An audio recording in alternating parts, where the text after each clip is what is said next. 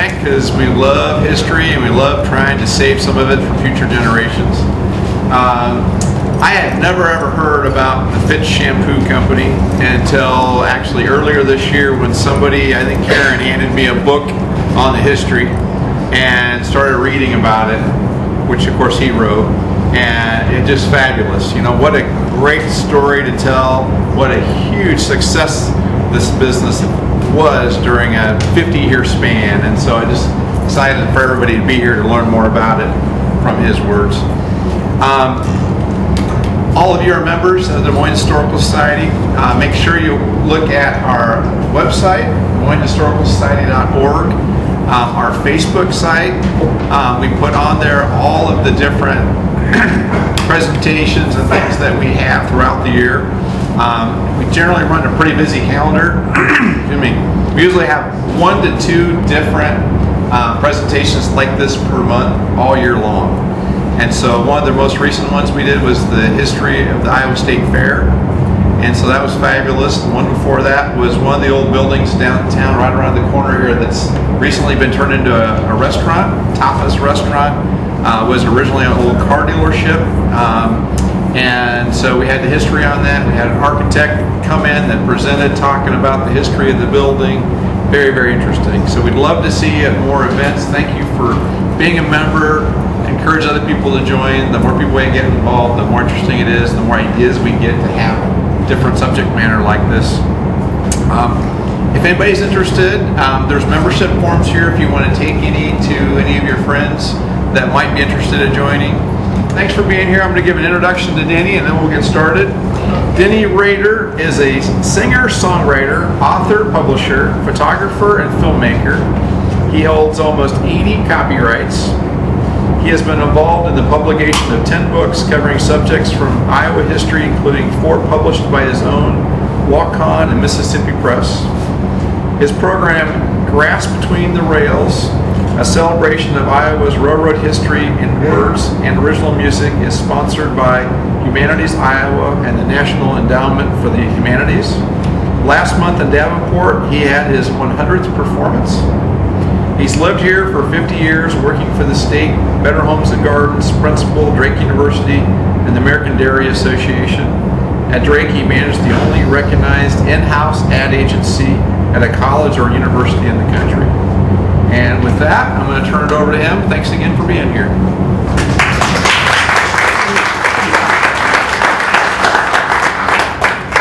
Okay, this is going to be a little heavy on the radio side.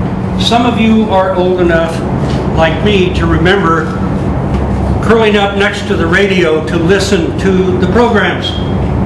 There was no television. You listened to all kinds of things. After school, I listened to Sky King and stuff like that. There was Just Plain Bill, Gildersleeve, a lot of different radio shows. One of the most interesting things to me about this whole subject is when I was in the barn back in the late 40s, we were milking the cows and I was doing my chores feeding the calves. We had the radio on in the barn, and Jack Benny had just finished. Edgar Bergen and Charlie McCarthy were coming up, and we had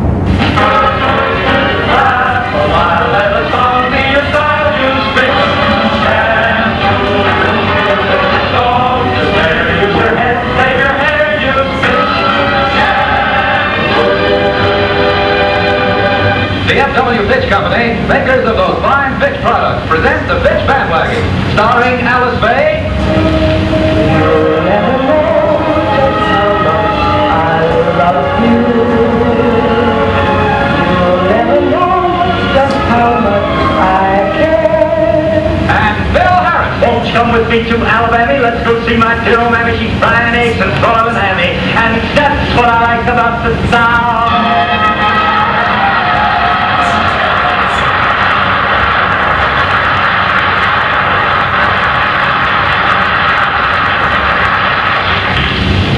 Last week, Bill and Alice spent a few restful days up at Lake Arrowhead. We find them now driving back to Hollywood through the beautiful San Bernardino Valley.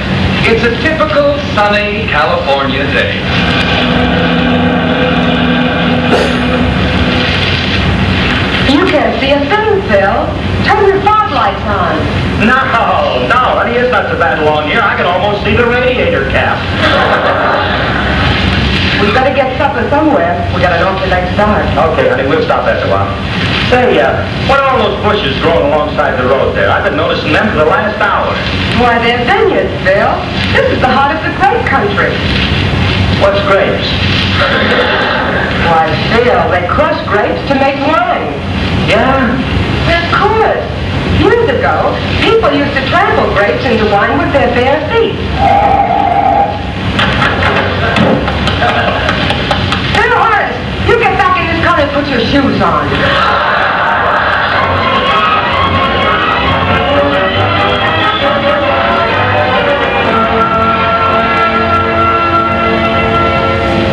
That was the way the bandwagon ended. In other words, instead of being a showcase for bands, it was a musical sitcom, Phil Harris and Alice Faye. That's Francis X. Bushman there. He played the part of the gruff old sponsor. At that time, I knew nothing about Fitch. I don't know if that's what Mom washed my hair with or what. I didn't know anything about it. It was only much later, many, many years later, that I was introduced, cajoled, strong-armed, pushed really hard to get involved in developing a history of the company. We hear a lot about self-made men, and some of them are really great stories. F.W. Fitch was unbelievably self-made. The family moved out to the Dakotas. They tried to farm out there. They had a series of disasters. The father ended up someplace in California. The mother and the kids moved back to the Boone area, and that's where he was going to grow up. She couldn't afford to feed the kids, so FW was bound out. If you think about history and you think about indentured servants or something like that, he was bound out to a farmer in the area, and he had to work there until he reached his majority, and the farmer would feed him clothing, see that he got to school, at least an 8th grade education, and that's what he would do. He was there for about 5 years.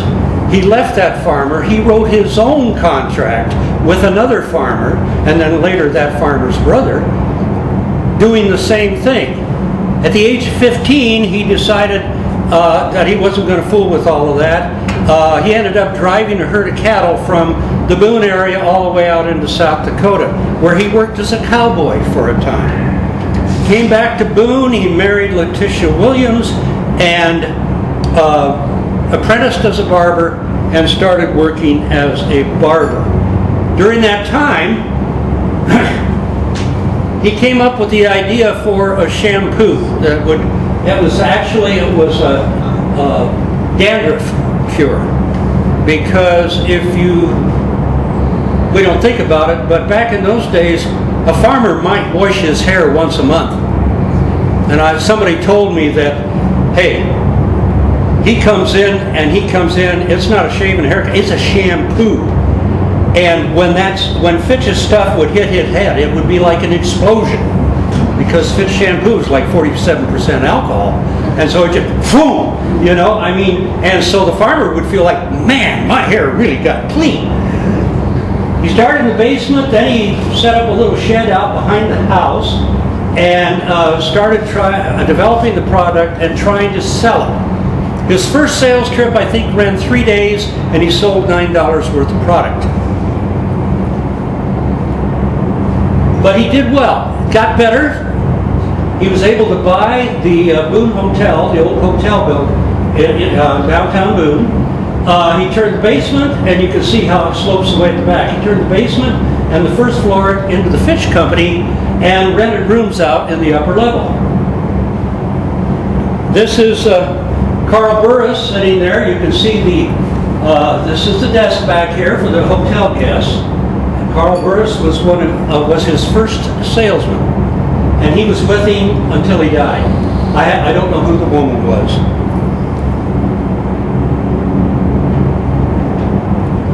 This was the family about that time. Gail Fitch, F.W., Lucius, Mildred, Letitia, and Lois. That didn't last, because down at the plant was a young girl.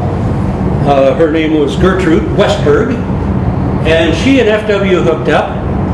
He abandoned the family. He moved into a place down at the hotel, and he was with Gertrude.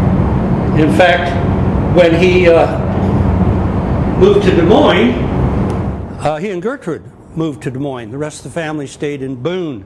Later, the rest of the family moved down to Des Moines. I was 35th and like school or something like that. There was a house on the corner there where they lived.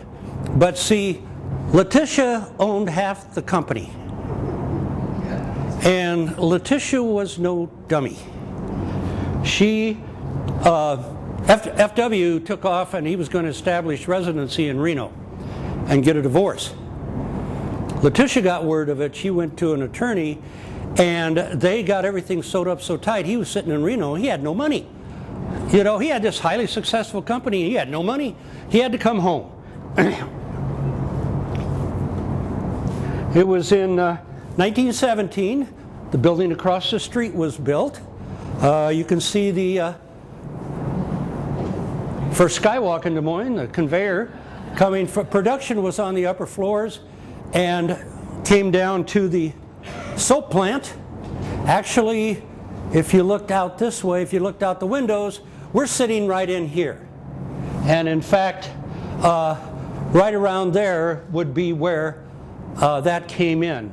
Finished product came down through that conveyor, and then it was packaged and crated or boxed or whatever, so it could be shipped. You can see the rail cars here. Also, trucks could work there. And this was the soap plant, but it was 2 stories plus a basement. So it also included shipping. That was built in 1929. Now, I ended up with about 12 hours worth of cassette tape interviews. And I told everybody that I interviewed that my tapes were not going into any archive. They were my personal property. And so if they said something that they wanted to keep in confidence, we could do 2 things. Tell me, keep this in confidence or shut off the tape recorder. And we did both. But I interviewed some people who were outside the family.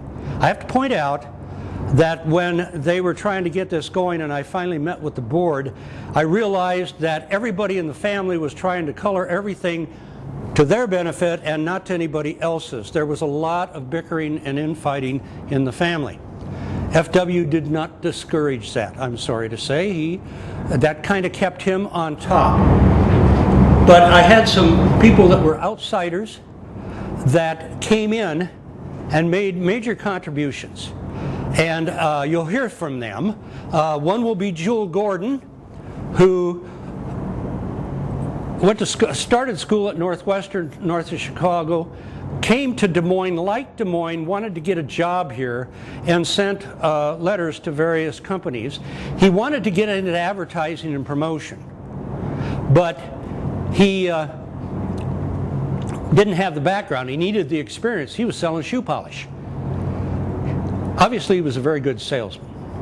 So, anyway, he came and he got invited for an interview.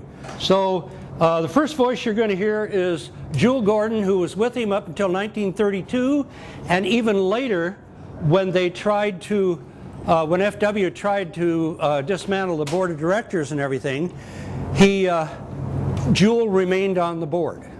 Jewel was still on the board when I was working on the book. When my letter arrived, as he told me later, Mr. Fitch had read it, and even though it said, for God's sake, don't throw this letter in the wastebasket, he did throw it in the wastebasket, and Sawtell retrieved it and said, Mr. Fitch, you were just telling me a few days ago that you wanted somebody to take over the Square Deal magazine. And And here's someone who looks like he can do it. Now, Fitch was doing the magazine himself at that time.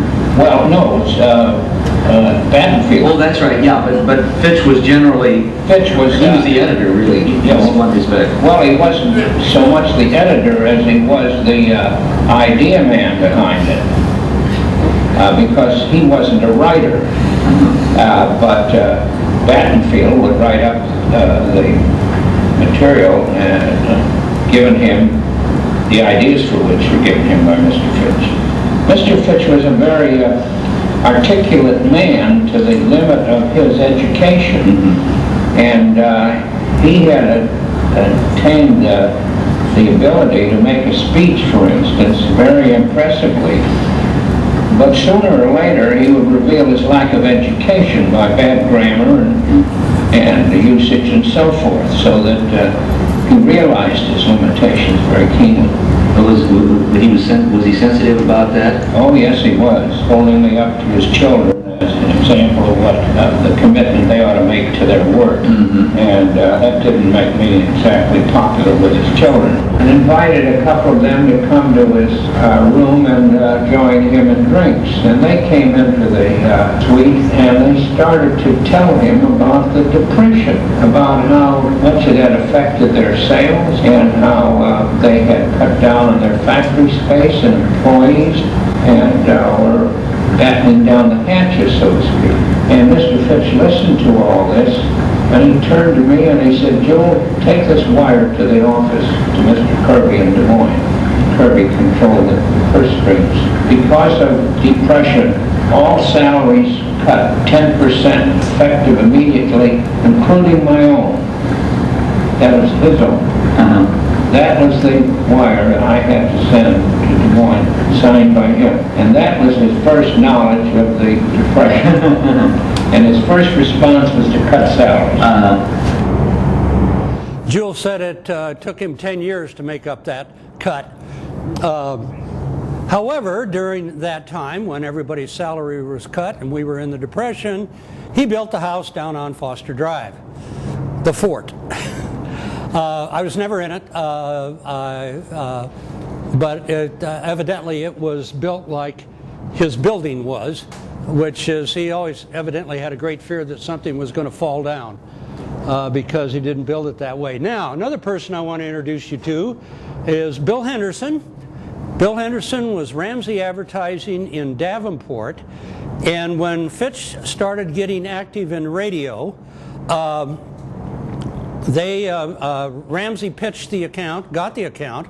The account was Battenfield and Ball in Des Moines, but they weren't that good on the radio side, so Ramsey got it. And so Bill Henderson and the account executive, Jet Neckel, worked with the Fitch Company right up through the creation of the bandwagon and up until the time when things really started to turn down.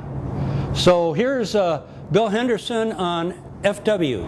But did he know what he was doing? Absolutely he did.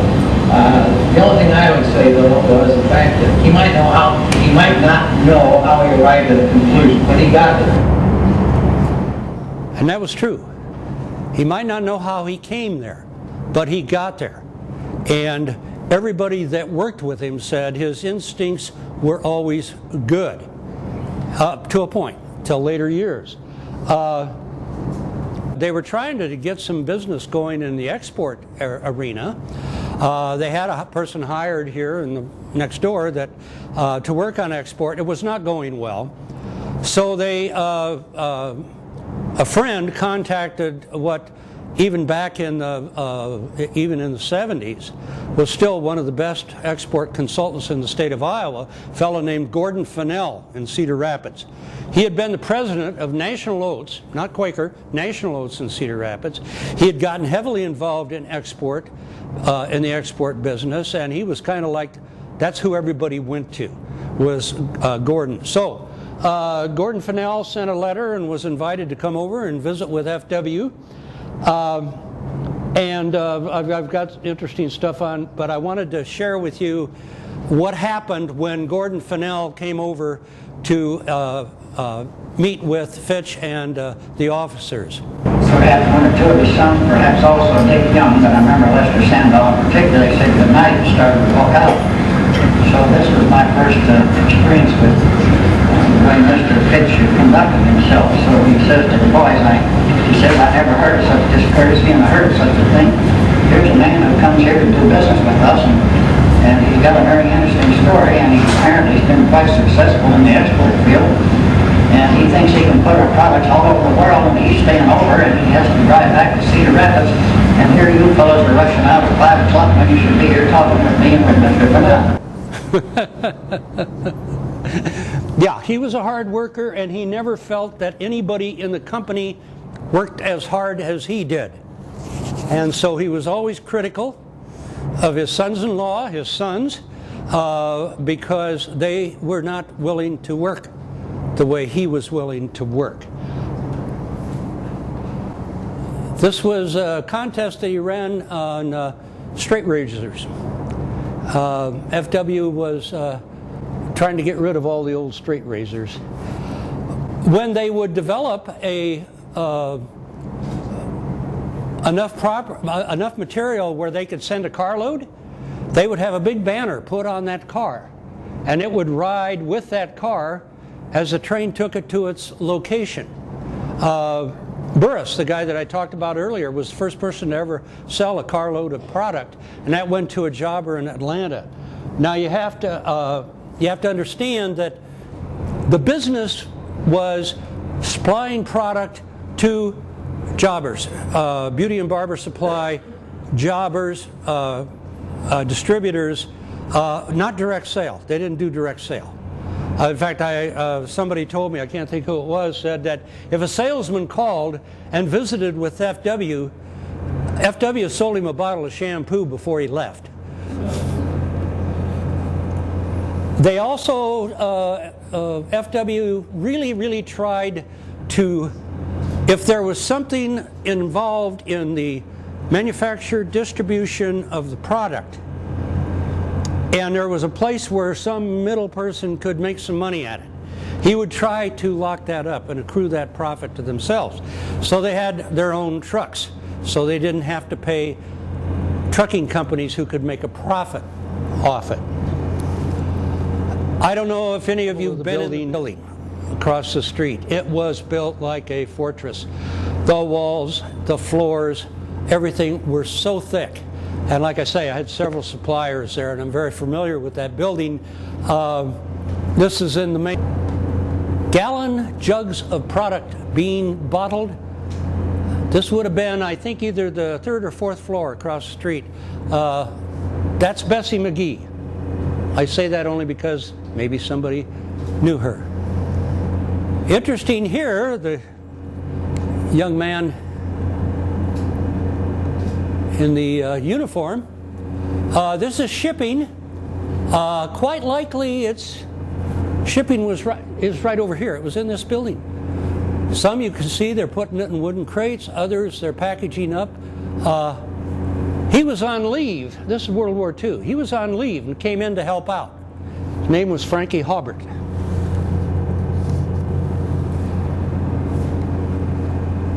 (1939). Fitch was a big employer in the Des Moines market. A big employer.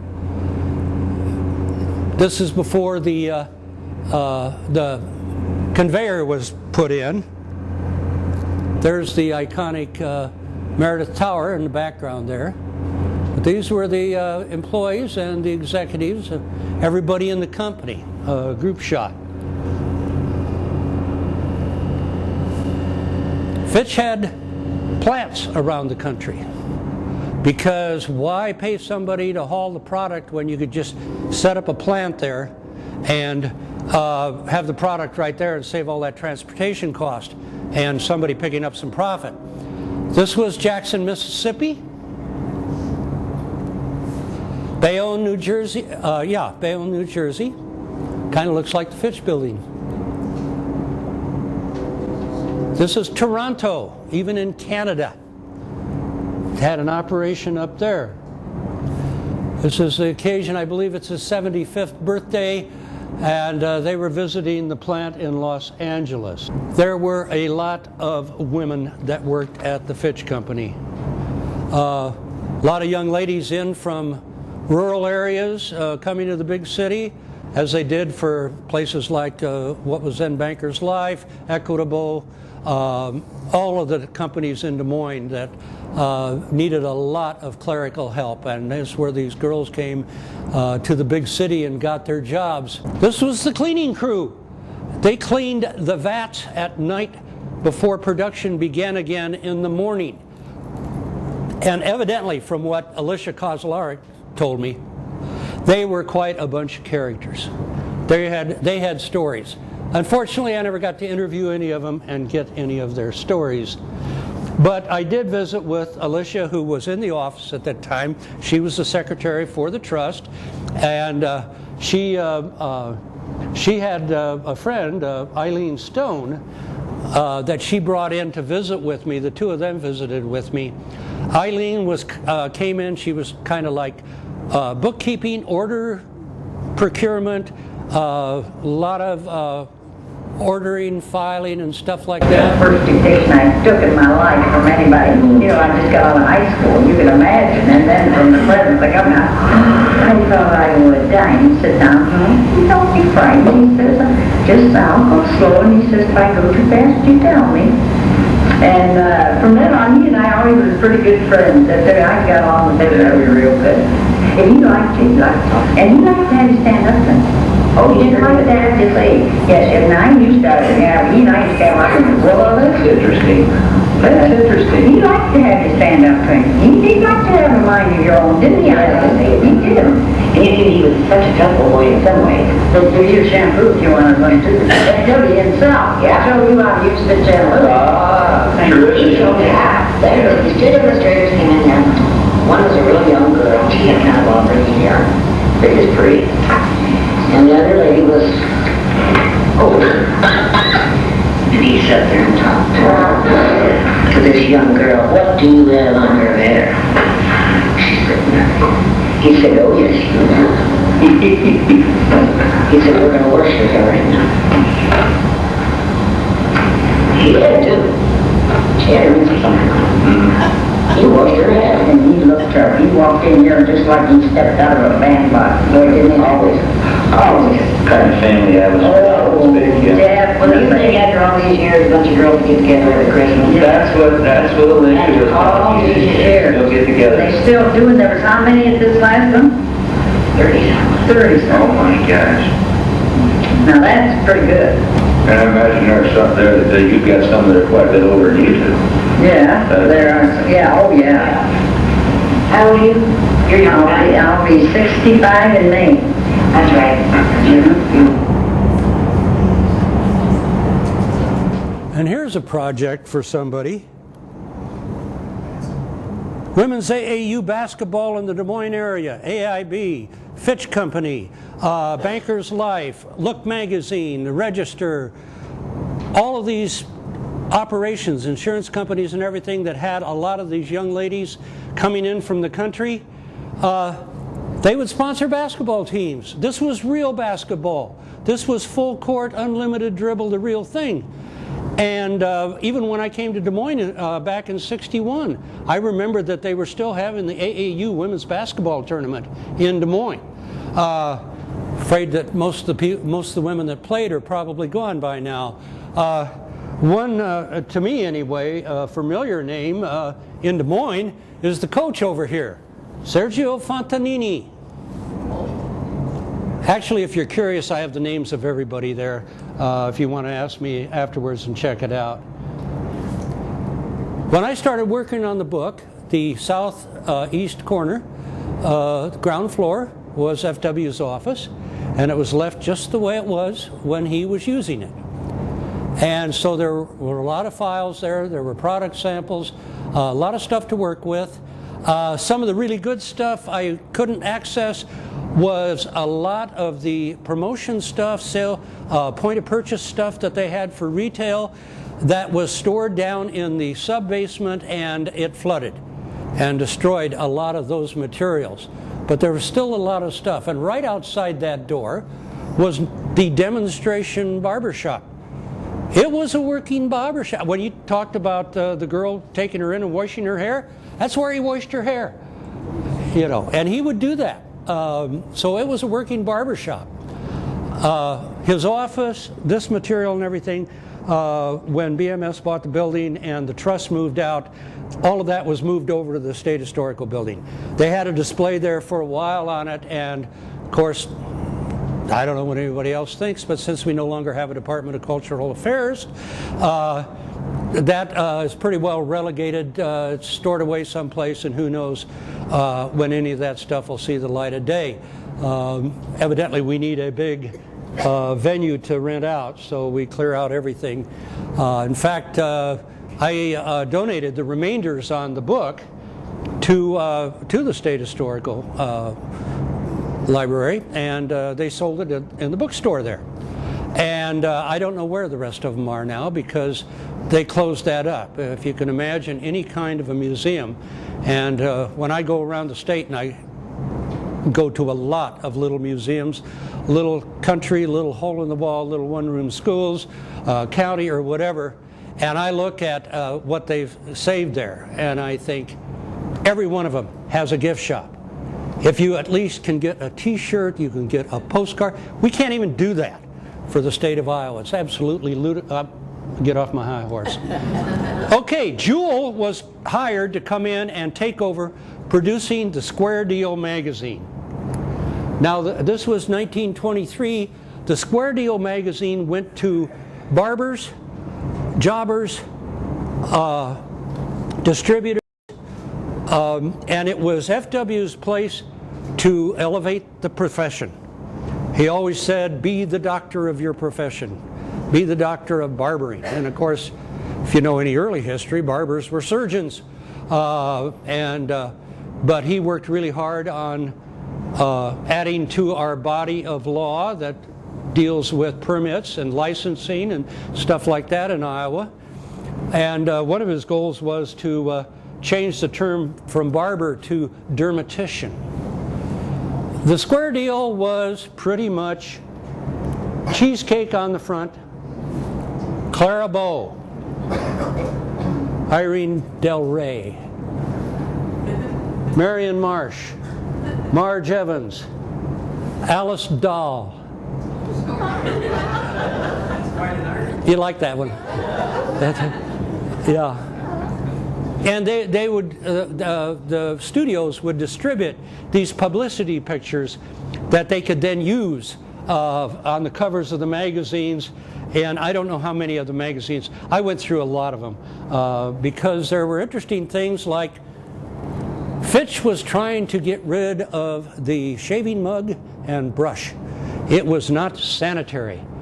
That was not something that should be done. In fact, there were some states that were passing laws against having those in barber shops. And he wanted, and I don't know who developed this, never found out, they came up with a dispenser. And boy, they really promoted it. FW and here is, you know, it's ready. You know, no insanitary community shaving mug. No, imperil public health. No, you can use this. Unfortunately, the first time they demonstrated it to a barber, it exploded. And so it kind of died. It didn't last a long time. He always had his own page in the magazine.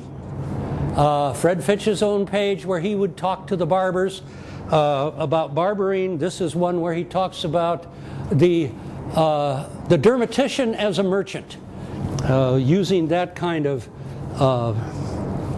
but they were also working with the beauty trade. So this is Doris Kenyon, First National.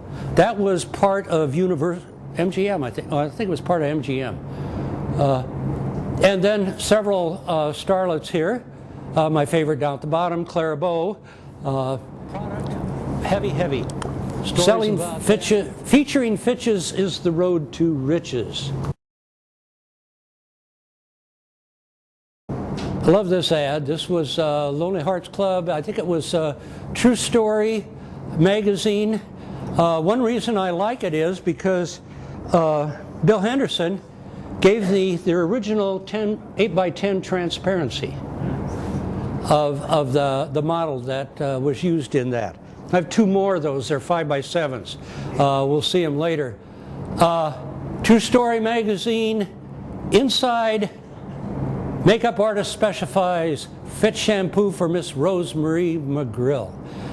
So it was always hard sell product. They did a lot with in those magazines with the shampoo. By this time it had been developed into a single shampoo instead of a 2-step process. Still lots of alcohol, and because it kills germs. Well, of course, 47% alcohol, it's going to kill germs. But they pushed that. This is from advertising. This is an advertising photograph. It's also the cover of the softbound book. Plugging Fitch's again. Who's she? Shirley Temple. Yes, Shirley Temple. I have the original 5x7 of that. Those were being sent around by her agent trying to get her modeling job. She grew up. She wasn't a child star anymore. And she was trying to get back in the business, which she didn't. Yeah, they were, her agent was sending stuff out, trying to get her some modeling work and some acting work. They developed a line for women, Beauty by Fitch, which was not very successful.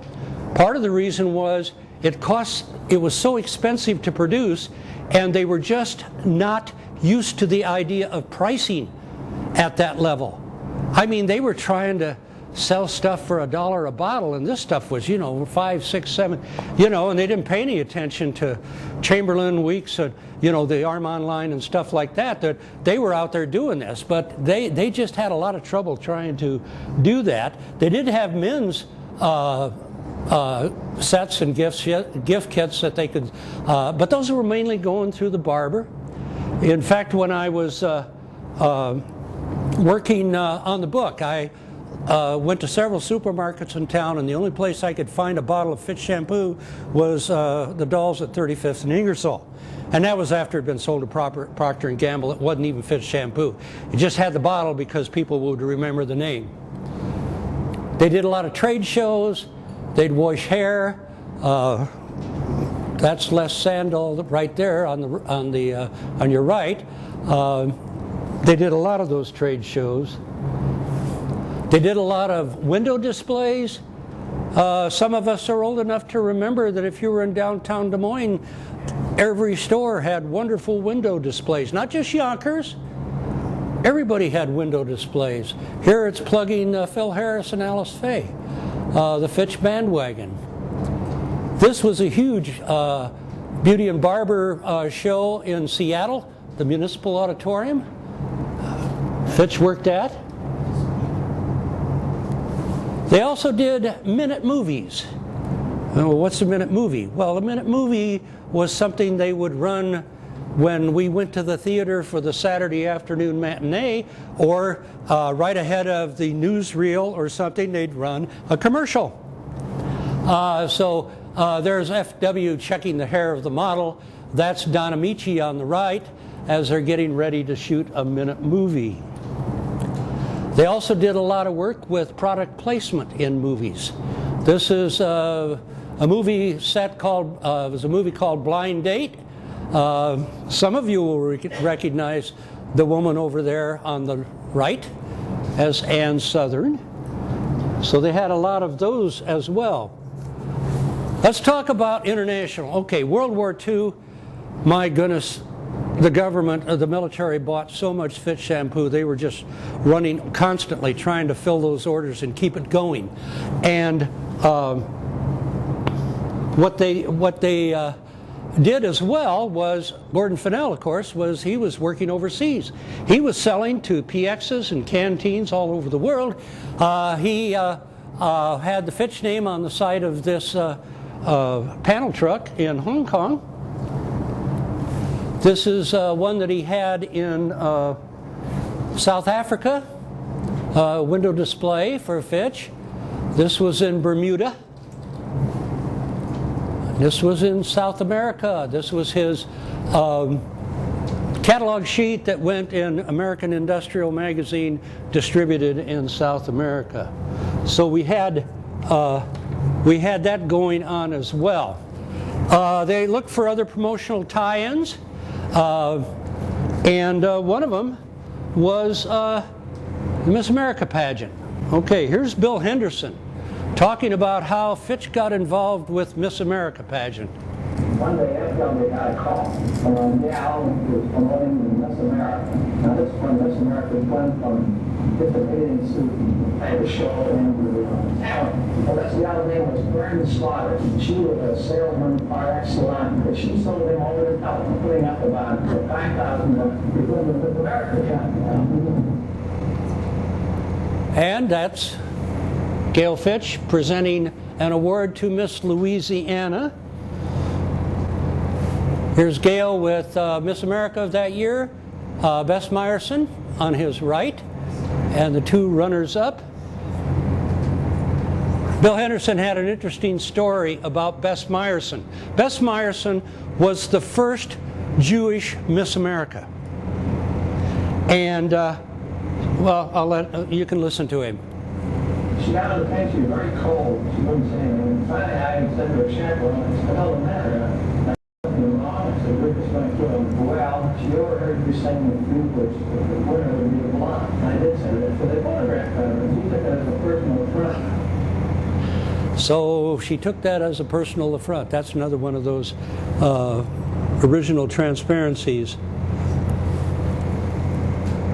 When Fitch started getting into radio, this was really, really early radio. We're talking about in the 20s. We didn't have much in the way of networks, and it was just getting started. But Jewel had convinced FW that radio was the coming thing. So here's Jewel talking about Fitch's first radio programming in 1928. Worked up two programs to be run over WHO, the local radio station, and one was an evening program called the Barbershop Harmonizers. I thought that Barbershop Harmony, being a well-known American institution, might be something that Fitch products could be associated with. And the other program was The Professor, an educational so-called program on in the morning. And I was deeply involved in both. I was the master of ceremonies on the Fitch Barbershop Harmonizers, and I was the professor. And I wrote the professor's script, as well as the script for the Barbershop Harmonizers. And we made offers on both shows in order to test their pulling power. And lo and behold, the professor far outpulled the Barbershop Harmonizer. It was on in the morning. It was on around 10 or 11 o'clock. How long a show was it? It was a 15-minute show. You worked that up for it. Yes, You had I a did. 15-minute show 2-3 times a week. Yeah, well, it was a projection of the advertising product story, and then I found it advisable to have a secretary on the show, and the secretary was Lois Fitch, Lois Sandal, and I would ask her what questions seemed to be most in the minds of our correspondent. Now, we did that for an entire season, and the following season, we put it on records, went into Chicago and made the records, and ran the records on a national network, CBS network. Those records were used on the whole CBS network in the morning time, and believe it or not, but the following year they were repeated. They were repeated. We weren't too sophisticated in those days. But they promoted heavily the idea that a lot of these local radio stations were going to be carrying the Fitch programs. Now, we'll go to Bill Henderson again. The first real network show. And the first program that went on the air was Wendell Hall, the redheaded music actually years later. He's not Sunny Evening. Yeah, Wendell Hall.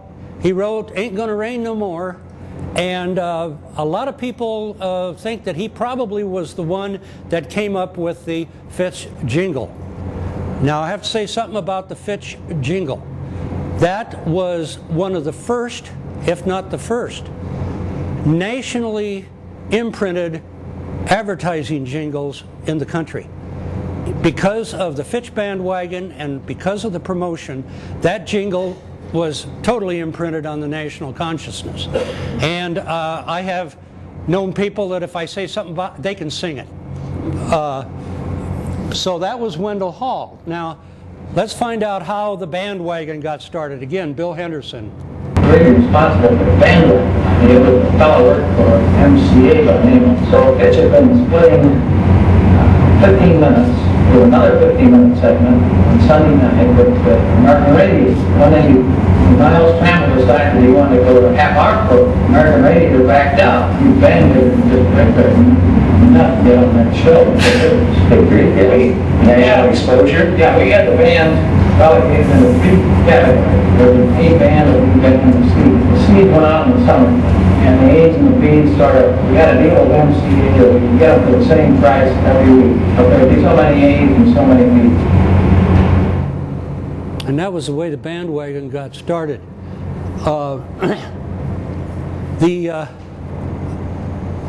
At that time, when they started the bandwagon, everyone thought that the only programming you could have on Sundays was church music.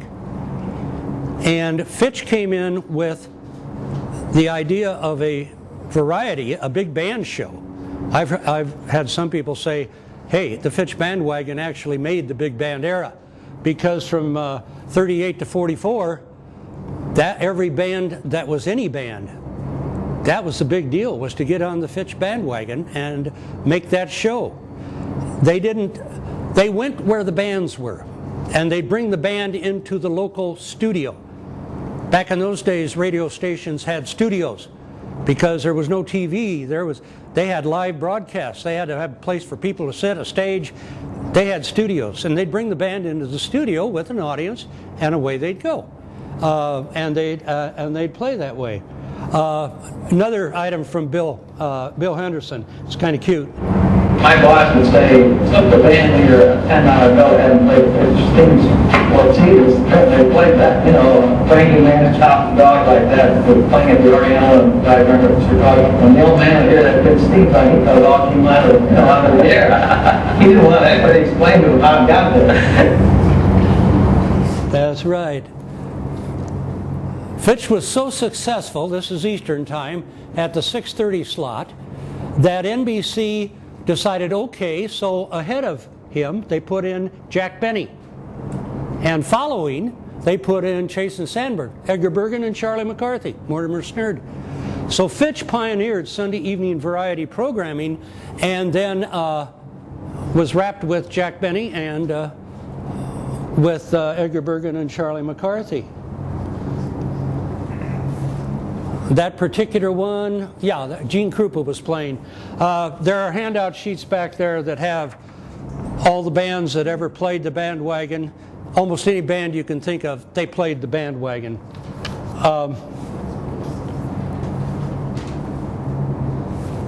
Toby Reed was the MC for a lot of that time, until they picked up Phil Harris. Here's Bill Henderson talking about how they got, Phil Harris was the house band for Jack Benny's show, and this salesman, Jet Neckel, they could say, was, Jet Neckel evidently was a lot like, I remember, Bob Burnett at Meredith. A very tall, very big man, a very imposing figure. And so when he'd come in, he would fill the room. And so he could sell. And so here's how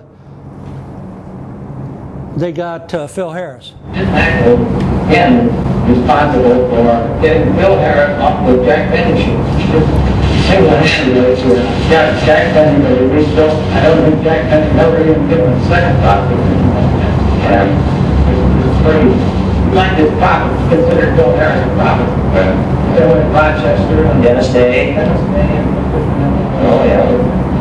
They did a hell of a selling job there. So that's how they got Phil Harris to come over and do the bandwagon, and that's when it changed from a big band showcase over to being what I call a musical sitcom, which is what I listened to when I was doing chores in the barn. One other thing, and I don't want to belabor the point, but as FW's health failed, so did the company. He was the driving force, and he kept, and he reached the point where his health wasn't that good. He could not adapt to what was happening in the market, the retail market and stuff. Couldn't change product, couldn't innovate. Any ideas of diversification were shot down before they ever got off the ground. And so it reached the point where the company, and if you are interested, you can look at the chronology and see when things happened. But here is Jewel Gordon again, who stayed on that board for many, many years, talking about the decline of the company. And as the business grew, he became less able to understand it and cope with it, which is a universal experience. The founder of a business, if he is successful, soon disqualifies himself to operate. Right. That's the irony of big business. And that's pretty much what happened. Now, let's go back. I'm closing now, in case anybody's wondering, my God, is he ever going to stop? Yeah, he is. I'm closing now, and I'm going to go back to March 11th, 1945, to another one of the real bandwagon shows.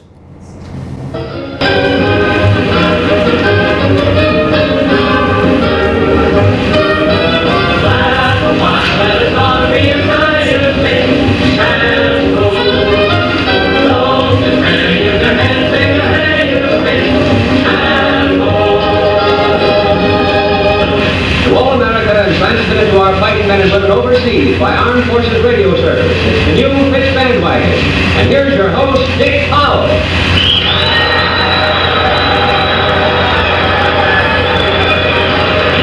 Thank you very much. And hello, everybody. Today it's our privilege to be able to bring the bandwagon to GI guys and gals at Camp Stanage, New York. We couldn't ask for a greater pleasure because practically all these men have seen active service overseas. Andy Devine is on hand to help us entertain them. And this evening we have a Fitch first. After a year's absence from the bandstand, the King is back with his great new band. It's the King of Swing.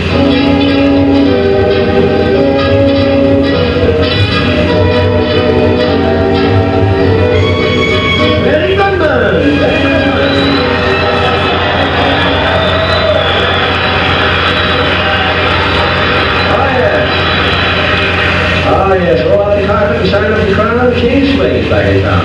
Welcome to the Fitch Bandwagon, Benny G. Well, thank you, Dick. It was good to be back in the swing of things and watching by who's truly here on the Fitch Bandwagon. Can't help but mean good luck. The program has been awful good for the boys in the band business. That's a pretty thing, he says, just that there. So let's give the customers a sample of what this good new Goodman gang whistles like. Well, how about a new Fletcher Henderson arrangement of Somebody Stole My Gal? Let's try it on the side. Let's try it on the side. Let's listen to the whole thing, right?